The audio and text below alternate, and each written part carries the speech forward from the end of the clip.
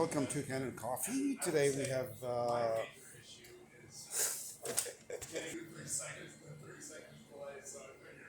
hello, welcome to Kanen Coffee in Berkeley. Today we have a nice Anza. Came here, water was leaking constantly. Big amount was coming when you pull a shot.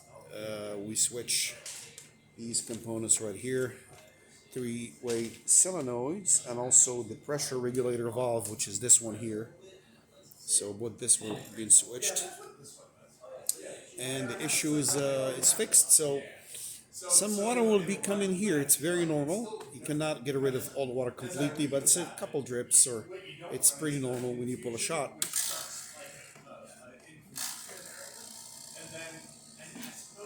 And I can see from here it's in 9 bars, and the coffee's coming up, and it's beautifully ready to brew some coffee.